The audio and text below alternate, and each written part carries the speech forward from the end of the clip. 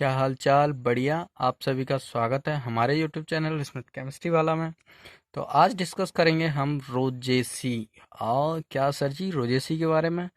क्या बात है सर जी, प्रपोज करने वाले हो क्या? नहीं नहीं, फैमिली पढ़ने वाले हैं। ठीक है, तो फैमिली पे ध्यान दें। ठीक है, तो फैमिली है रोजेसी।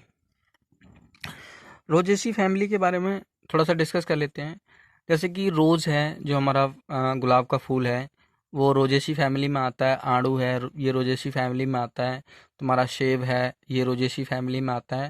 देखो, मतलब ये फल से या किसी और चीज़ से रिलेटेड नहीं होता, ये सिर्फ फ्लोरल फार्मूला से रिलेटेड होता है और उसके वेजिटेटिव कैरेक्टर से रिलेटेड होता है। किसी कुल को रखा जाता है तब। तो आज हम बात करेंगे फैमिली रोजेसी। तो फैमिली रोजेसी में सबसे पहले क्लासिफिकेशन क्या पढ़ेंगे? क्लासिफिकेशन। क्लासिफिकेशन में सबसे पहले आता है फाइलम। Phylum angiosperm. एंजियोस्पर्म यानी कि ऐसा बीज जिसके चारों ओर क्या पाया जाता हो, कोई लेयर पाई जाती हो, चाहे वो स्टार्च की हो चाहे सेलुलोज की हो, किसी की भी लेयर पाई जाती हो, उसे बोलते हैं एंजियोस्पर्म। सब फाइलम है डाइकोटाइलेडोन। जब वो अंकुरित होते हैं, जब बीज अंकुरित होते हैं तो दो बीज पत्र निकलते हैं। अंकुरित होने पर उसी को ही बोलते हैं डाइकोटाइलेडोन। ठीक है। डिवीजन है लेगिनस। डिवीजन क्या है? लिग्नेशिया। और ऑर्डर है रोजेलस। और फैमिली है रोजेसी। अब डिस्ट्रीब्यूशन की बात कर लें कि डिस्ट्रीब्यूशन यानी कि ये पाए कहाँ कहाँ जाते हैं। इस फैमिली के अकॉर्डिंग इनमें 115 जेनरा यानी कि 115 क्या है, वंश है। और 3200 जातियां पाई जाती हैं। 3200 जातियां पाई जाती हैं यानी 3200 जातियां पाई जाती हैं। ये प्लांट कॉस्मोपॉलिटन। कॉस्मोपॉलिटन का मतलब होता है ये विश्वव्यापी होते हैं, पूरे विश्व में ये पौड़े हुए होते हैं, मतलब पूरे विश्व में पाए जाते हैं। ठीक है। तथा ये टेम्परेट टेम्परेट शीतोष्ण। टेम्परेट का मतलब क्या है? शीतोष्ण रीजन में पाए जाते हैं। भारत में ये नॉर्थ हिमालय में सबसे अधिक मिलते हैं। नॉर्थ हिमालय, जो नॉर्थ हिमालय पर्वत है, उसमें सबसे ज़्यादा मिलते हैं इस साइड में। अब आते हैं वेजिटेटिव कैरेक्टर यानी कि कायकीय लक्षण। कायकीय लक्षण, उसके काया के जो लक्षण है वो कैसे कैसे हो सकते हैं, उसके शरीर के लक्षण कैसे कैसे होते हैं। इस फैमिली के प्लांट एनुअल। एनुअल का मतलब होता है एक वर्षीय। एक वर्ष में प्लांट अंकुरित होता है, पत्तियां आती हैं, तना बनता है और फूल आता है, फिर फ्रूट आता है। फ्रूट आने के बाद में वो बीज देता है और बीज आने के बाद में उसकी डेड हो जाती है। वो होता है एक साल के अंदर। ये सब क्रिया कितनी होती है? एक साल के अंदर। उसे बोलते हैं एनुअल, मतलब एक साल का। पैरानुअल का मतलब होता है बहुत साल में, मतलब एक से अधिक सालों में उसका जीवन चक्र चलता है, उसे क्या बोलते हैं? पैरानुअल बोलते हैं। ये हर्ब होते हैं यानी कि हरे भरे होते हैं। छुप यानी कि झाड़ियां होती हैं। छुप का मतलब क्या होता है? ये झाड़ियां होती हैं।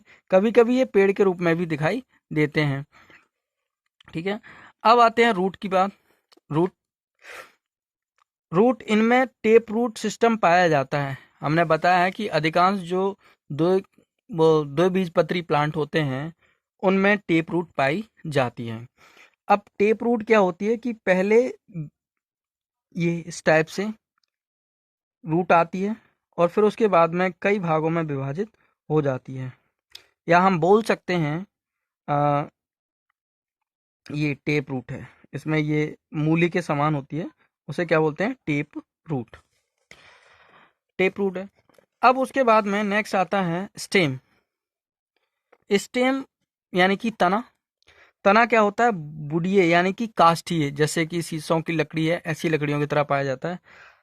हार्वेसियस होता है। हार्वेसियस का मतलब क्या होता है? उसका जो जब तना होता है तो वो क्या होता है? हरा होता है। और इरेक्ट होता है। इरेक्ट का मतलब क्या है? नीचे मोटा और ऊपर पतला। और क्या होता है? सीधा होता है। नीचे मोटा और ऊपर पतला होता जाता है, तो उसी को ही क्या बोलते हैं? इरेक्ट बोलते हैं। क्रेम्पिंग। और क्या करता है? किसी के सहारे उस पे गोल गोल घूमते हुए चढ़ता हुआ जाता है। आपने देखा होगा कि घूम घूम के कुछ प्लांट ऐसे होते हैं जो कि किसी के आधार पे चढ़ जाते हैं। सिलेंड्रिकल होते हैं। अब सिलेंड्रिकल का मतलब क्या होता है? सिलेंडर के समान होते हैं यानी कि गोल होते हैं और उनके बीच में क्या होता है? छेद होता है, उसको बोलते हैं सिलेंड्रिकल। ब्रांच्ड होते हैं और उनकी शाखाएं भी निकली हुई होती हैं। अब आता है लीव्स के बारे में। इनमें लीव्स सिंपल होती है, सिंपल यानी कि बिल्कुल सरल होती है। अल्टरनेट होती है यानी कि लगातार एक के बाद एक लीव्स होती है। कंपाउंड होती है, अपोजिट साइड होती है।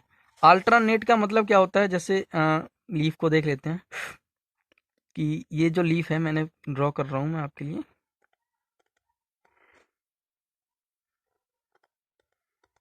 ठीक है, ये ड्रॉ कर दी एक लीफ और उसके ही जस्ट इधर साइड में कर दी मैंने अपोजिट साइड में, अपोजिट साइड में एक लीफ ड्रॉ कर दी। तो ये लीव और ये लीव क्या हो जाए, एक दूसरे के क्या है, अपोजिट है। और क्या है, अल्टरनेट। अल्टरनेट का मतलब क्या है, इसके ठीक जस्ट बाद एक और लीव होनी चाहिए। ठीक है, इसके जस्ट बाद क्या होनी चाहिए, एक और लीव होनी चाहिए, जो मैंने आपके सामने ड्रॉ कर दी है। ठीक है, ऐसे ही एक इस साइड में भी होगी।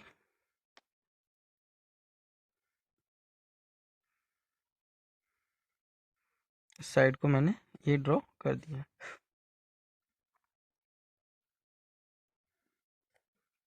ठीक है, ये ड्रॉ कर दिया। ये क्या है, ये अपोजिट भी है, अपोजिट भी है, एक दूसरे के अपोजिट है, और क्या है, अल्टरनेट है, और इनके बीच का जो अंतर है वो क्या है, समान है। और रेटिकुलम बेनेशन पाया जाता है, यानी कि जलिकावत पाए जाते हैं। ये क्या है, रेटिकुलेट का मतलब क्या है, जलिकावत पाए जाते हैं। फ्लोरल कैरेक्टर के बारे में बात करेंगे, और उससे पहले पुष्पक्रम। इन्फ्लोरेंस का मतलब क्या है, पुष्पक्रम। इनमें सिंगल पुष्पक्रम होता है, बिल्कुल ही सिंगल। लेकिन पेरेनस में, पेरेनस एक जाति वंश है, उसमें रेसिम प्रकार का तथा फेरेगरिया में एक्सिलरी साइम प्रकार का, व पायरस लोनेटा, पायरस लोनेटा भी एक वंश है, उस वो प्लांट है, उसमें कंपाउंड कोरेम प्रकार का पुष्पक्रम पाया जाता है। अब आते हैं फ्लावर के बारे में। इनमें फ्लावर छोटे व बड़े हो सकते हैं, यानी कि उनका आकार फ्लावर का छोटा भी हो सकता है और बड़ा भी हो सकता है, यानी कि साइज बड़े छोटे हो सकते हैं। ठीक है, मतलब अलग अलग प्लांट में अलग अलग। और रेगुलर होते हैं, कैसे होते हैं, रेगुलर, लगातार, मतलब एक के बाद एक। हार्म हार्मफोडिट, हार्मफोडिट का मतलब होता है द्विलिंगी, यानी कि एक ही पुष्प में मेल और फीमेल पार्ट पाए जाते हैं, उसे बोलते हैं हार्मोफोडिट। पेंटामेरोस, पेंटामेरोस का मतलब होता है ये पुष्प 5 भागों में बटा हुआ होता है। एंटिनोमॉर्फिक, यदि पुष्प को किसी भी मध्य भाग से काटने पर 2 समान भागों में कट जाता हो, उसी को ही बोलते हैं एंटिनोमॉर्फिक, यानी कि त्रिज्या समामित।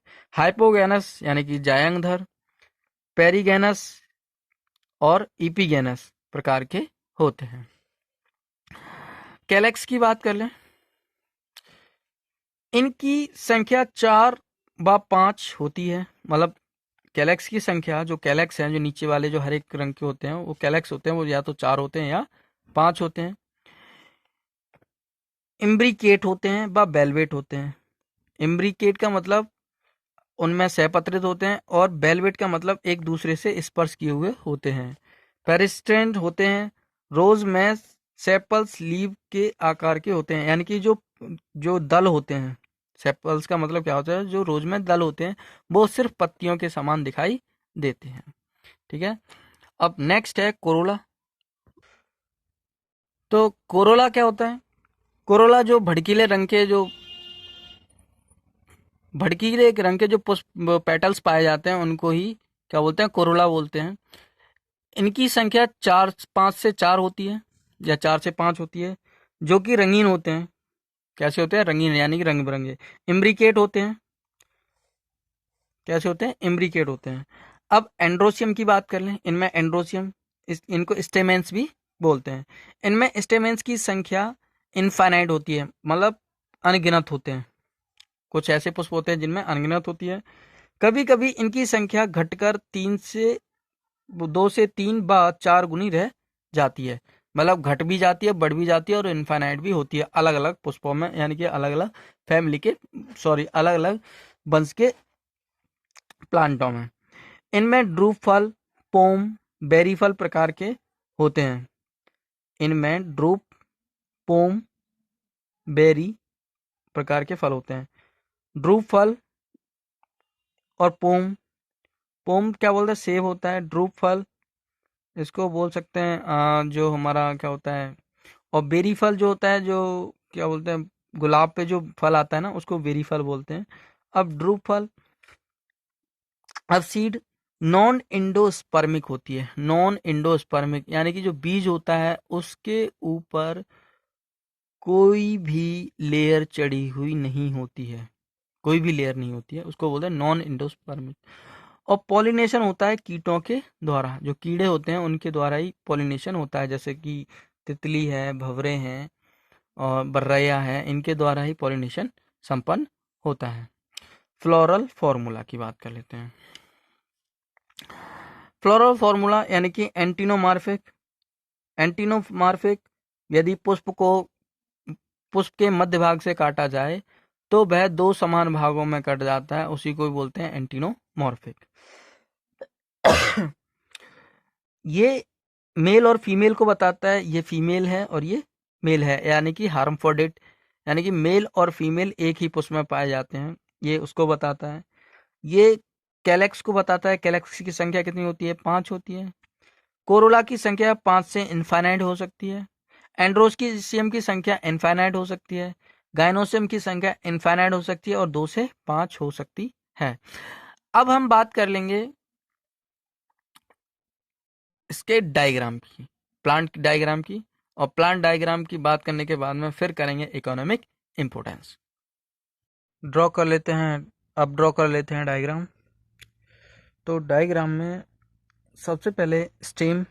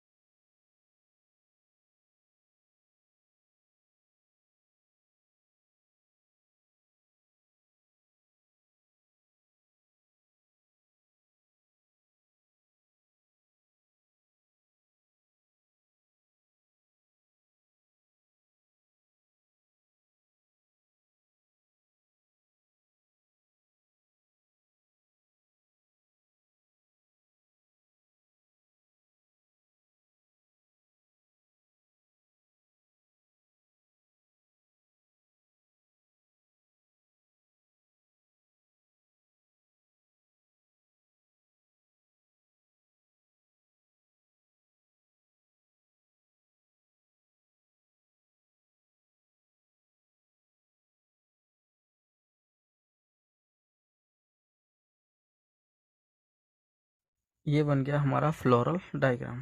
क्या बन गया, फ्लोरल डायग्राम।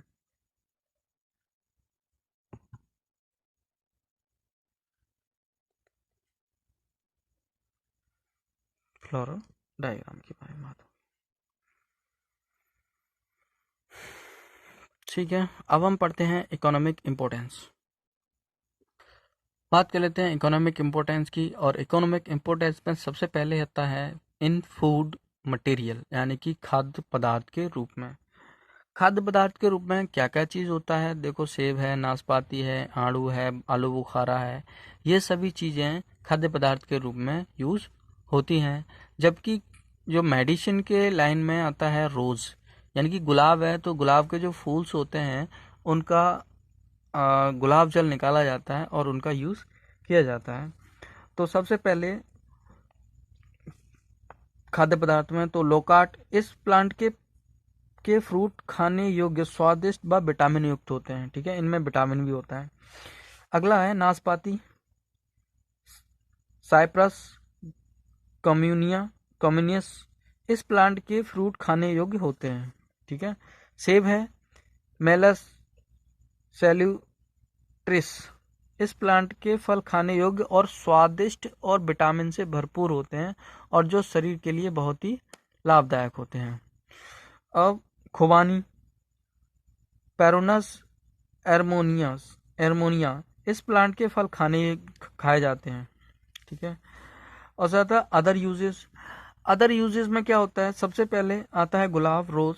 ये प्लांट यूपी में कहाँ पाया जाता है, उत्तर प्रदेश में सबसे ज़्यादा, तथा भारत के अन्य राज्यों में भी पाया जाता है। सबसे ज़्यादा कहाँ पाया जाता है, यूपी में, और भारत के अन्य राज्यों में भी पाया जाता है।